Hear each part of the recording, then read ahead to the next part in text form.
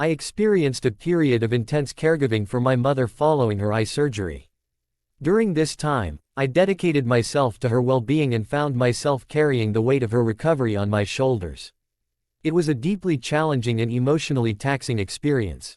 After 2 years of providing constant care, I made the decision to take a week off and embark on a much-needed travel tour. This break was intended to recharge and alleviate the stress that had accumulated over time.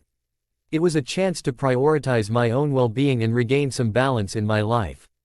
Unfortunately, upon returning home, I encountered an accident due to the lack of proper rest and sleep. This event served as a vivid reminder of the toll that the caregiving journey had taken on me. It reminded me of the importance of self-care and the need for proper rest and rejuvenation. Through these experiences, I came to recognize the weight of the imposter syndrome that had infiltrated my mindset. Despite my unwavering dedication and the positive impact I had made as a caregiver, I constantly questioned myself and doubted my abilities. The feelings of inadequacy and self-doubt were ever present. It is through reflecting on these experiences and seeking support that I have begun to address and overcome my imposter syndrome.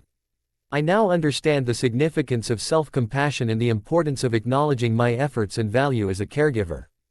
Sharing my story allows me to raise awareness about the impact of imposter syndrome in unexpected areas of life and to encourage others in similar situations to recognize their own worth and embrace self-care as an essential aspect of their journey. If you would like to explore more on this topic or if you need further support, I have resources available for you to study. Please visit insert direct link to the specific article to access an in-depth article that provides valuable insights and guidance on overcoming imposter syndrome.